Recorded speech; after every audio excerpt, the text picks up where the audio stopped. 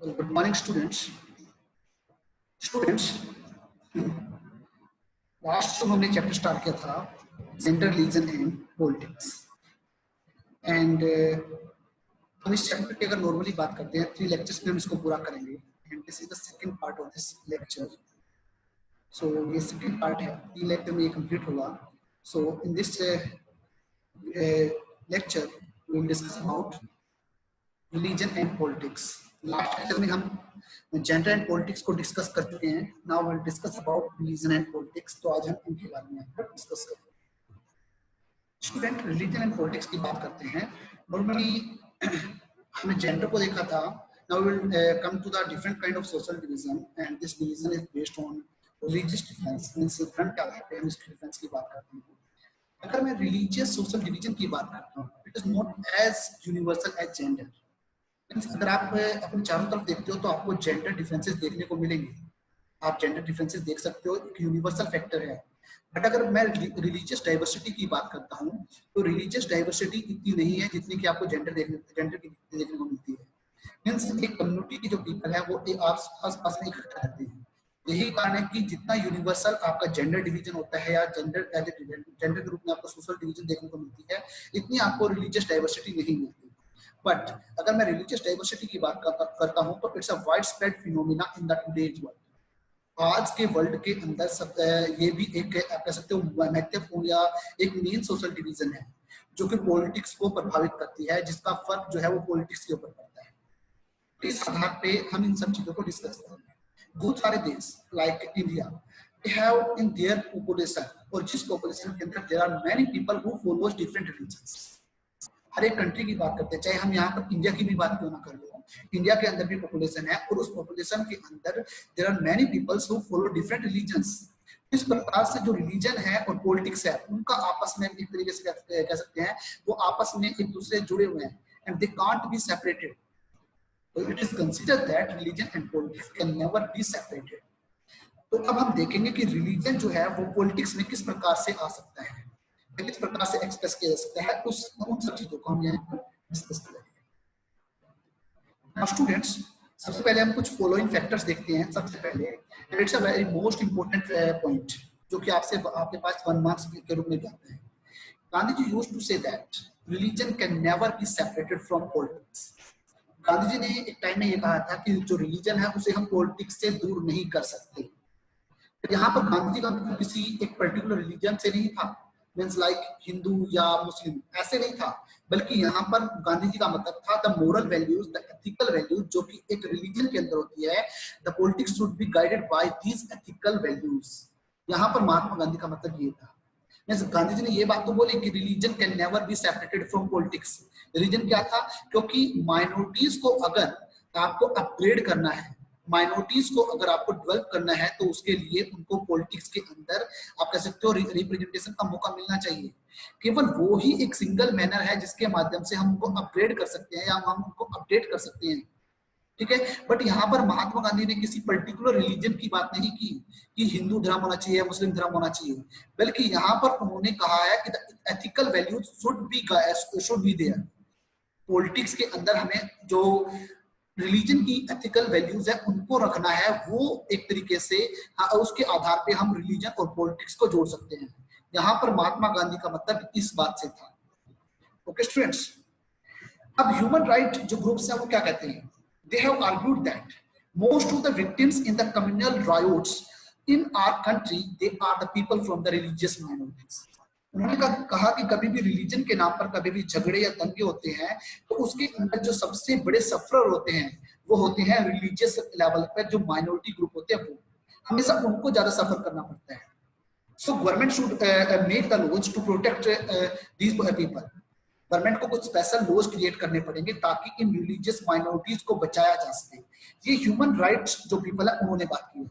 इसका मतलब क्या हुआ कि अगर हमें रिलीजियस मैनर से माइनॉरिटीज को बचाना है तो इसका मतलब है कि पॉलिटिक्स के अंदर हमें उनके लिए लॉज बनाने पड़ेंगे. तो यहाँ पर क्या हुआ कि रिलीजन जो है it can be express in politics by this manner. तो ह्यूमन राइट पीपल जो है वो भी इस बात का फेवर करते हैं. Now, women movement has argued that families laws of all religion discriminate against women. अब हर एक धर्म के अंदर एक फैमिली लॉ होते हैं। According to that family law people should conduct in the society. तो पीपल किस प्रकार से कंडक्ट करेंगे, किस प्रकार से बिहेवियर करेंगे, ये सब चीजें जो है उन फैमिली लॉज के माध्यम से डिसाइड होते हैं। और ये जो फैमिली लॉज है हर एक धर्म के अंदर माने जाते हैं, और उसमें ऐसा माना जाता है कि जो वीमेन है उनके साथ हमेशा डिस्क्रिमिनेट किया जाता है बाय दीज फैमिली लॉज। तो वीमेन के अकॉर्डिंग ये बात कही गई है कि these family laws should be change. अब उनके अंदर मॉडिफिकेशन करना चाहिए, इनके अंदर चेंजेस लाने चाहिए ताकि वीमेन डिस्क्रिमिनेशन से बच सके। तो ये वीमेन के आर्गुमेंट थे। अगर इनके अंदर चेंजेस लाए गए, it means we have to express these things into politics. तो इस वजह से हमें उसको पॉलिटिक्स में लेके आना पड़ेगा। So it's a very tough thing to separate religion from politics. तो ये बड़ा एक आप टफ थिंग है कि हम रिलीजन को पॉलिटिक्स से चेंज कर सकते हैं। तो it's a 3 marks question students, जहां पर आपसे पूछा जा सकता है कि रिलीजन और पॉलिटिक्स को सेपरेट नहीं किया जा सकता। तो उस सिचुएशन में आप कैसे कहोगे कि जो रिलीजन है वो पॉलिटिक्स में कैसे एक्सप्रेस होता है? तो you have to give these 3 factors जिसके माध्यम से हम इस क्वेश्चन का आंसर दे सकते हैं। And it's a very most important question from the this board perspectives. Now students, अब हम डिस्कस करेंगे religion. It's a very most important thing जो कि रिलीजन से रिलेटेड होता है। स्टूडेंट, हमने यहाँ पर रिलीजन की बात की है कि religion can never be separated from politics. But student कई बार क्या होता है कि इसकी वजह से प्रॉब्लम भी क्रिएट हो सकती है। इसके नेगेटिव और पॉजिटिव पहलू दोनों ही पड़ते हैं। अभी हमने यहाँ पर पॉजिटिव जो पॉइंट्स हैं उनको डिस्कस किया है, but there are sometimes it can create communal riots also। तो जो कि एक तरीके से रिलीजन को पॉलिटिक्स में जब एक्सप्रेस किया जाता है, जो उसकी सबसे अगली फॉर्म मानी जाती है, आप कह सकते हो सबसे ज्यादा आप उसका बैड इफेक्ट माना जाता है, बैड इम्पैक्ट माना जाता है। तो सबसे पहले पता होना चाहिए कि कम्युनिज्म होता क्या है। When one religion is pitted against another by the political class, it is called communism। Means जब पॉलिटिक्स के अंदर किसी एक धर्म को की डिमांड या किसी एक धर्म को सुपीरियर माना जाता है रादर देन अदर रिलीजन, उस सिचुएशन को हम कम्युनिज्म कहते हैं। और कम्युनिज्म की सिचुएशन की अगर मैं बात करता हूं तो this problem begins when religion is seen as the basis of the nation. ये प्रॉब्लम कब क्रिएट होती है? जब रिलीजन को क्या माना जाता है, किसी भी धर्म का बेस, सॉरी किसी भी कंट्री का बेस माना जाता है, पॉलिटिक्स का बेस माना जाता है। जैसे कि अगर मैं बात करता हूं तो जैसे पाकिस्तान की मैं बात कर रहा हूं तो पाकिस्तान के अंदर इस्लाम धर्म वहां का ऑफिशियल रिलीजन है। तो इसके आधार पर वहां पर जब चेंजेस की जाती है तो वहां पर जो पॉलिटिक्स के अंदर जो काजी या आप कह सकते हो वहां के रिलीजियस गुरु माने जा सकते हैं, तो उनका इम्पैक्ट भी पॉलिटिक्स पे पड़ता है। जब कभी भी कोई कानून बनाता है तो उसको वो रिलीजियस एरिना के अंदर रखते हैं, देन उसको वहां पर डिस्कस करने के बाद वो उस कानून को पास करते हैं। तो ये प्रॉब्लम क्रिएट कहां पर होती है? जब किसी धर्म को हम किसी देश का आधार बना देते हैं, किसी देश के शासन का आधार बना देते हैं, उस वक्त ये सिचुएशन क्रिएट होती है, और जो कि एक बहुत बड़ी प्रॉब्लम क्रिएट होती है।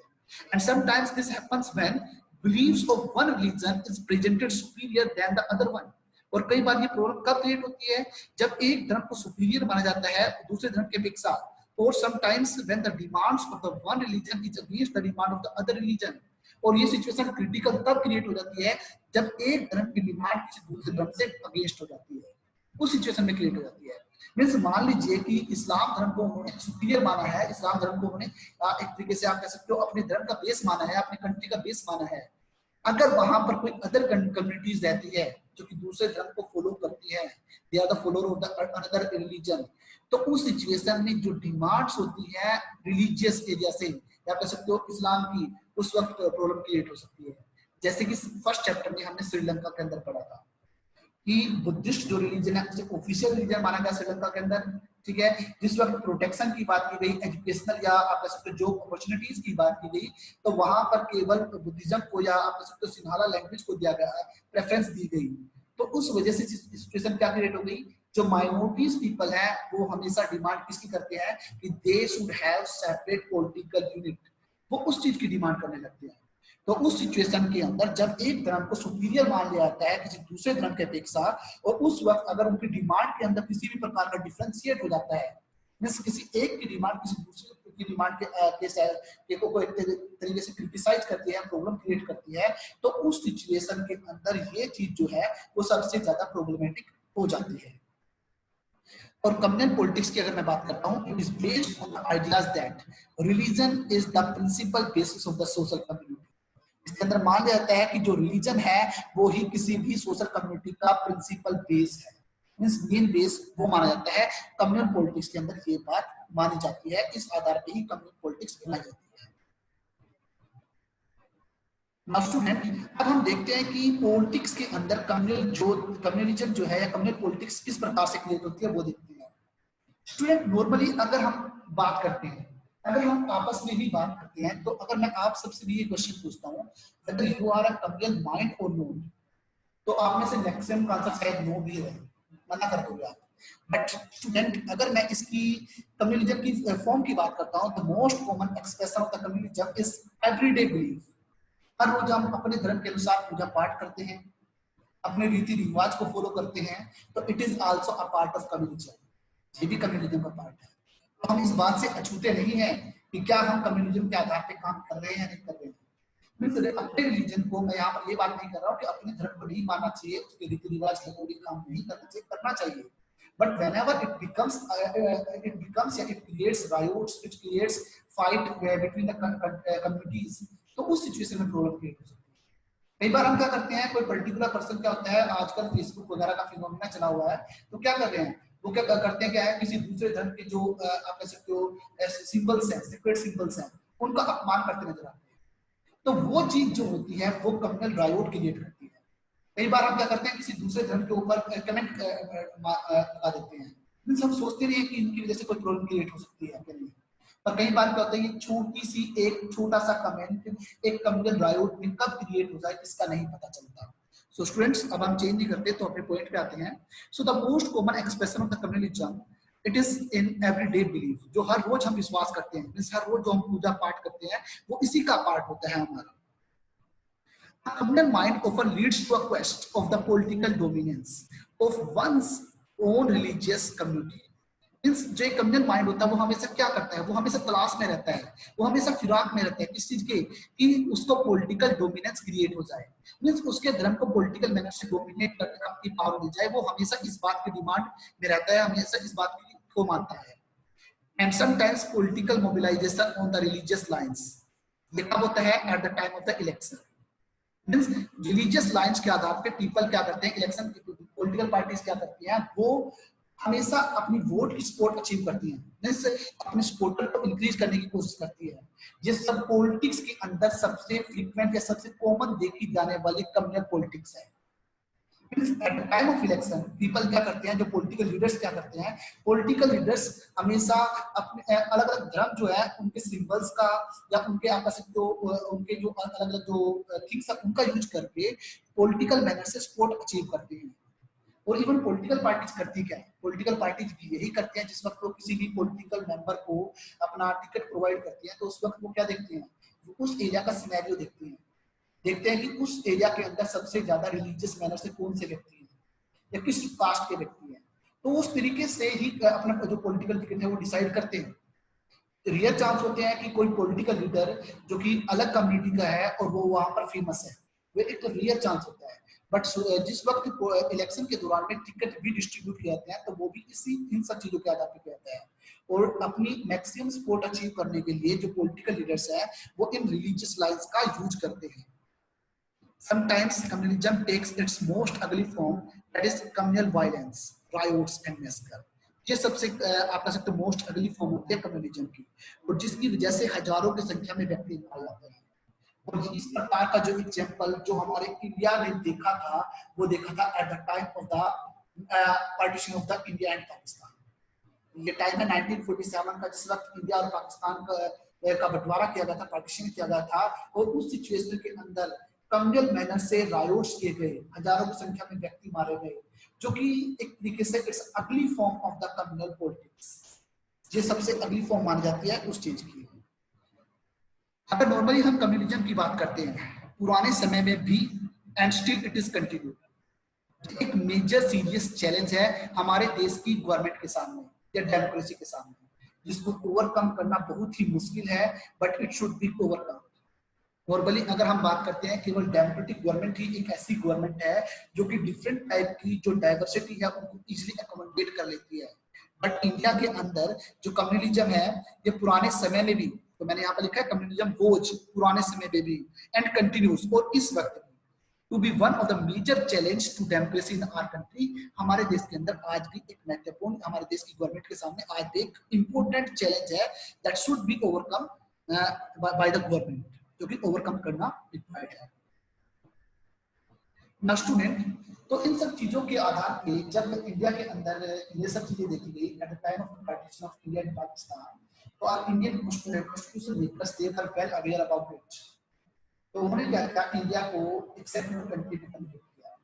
मींस इंडिया को किसी भी एक रिलीजियस लाइंस के आधार पर डिवाइड नहीं किया गया, बनाया नहीं गया, बल्कि इसको एक सेक्युलर कंट्री के रूप में डिसाइड किया गया। तो अगर आपने 8th क्लास के अंदर जिस वक्त द इंडियन कॉन्स्टिट्यूशन के बारे में पढ़ा था, तो उसके अंदर एक प्रीम्बल वर्ड दिया गया था, तो introductory part of the constitution, और उस इंट्रोडक्टरी पार्ट के अंदर इंडिया को एक सेक्युलर कंट्री बताया गया था।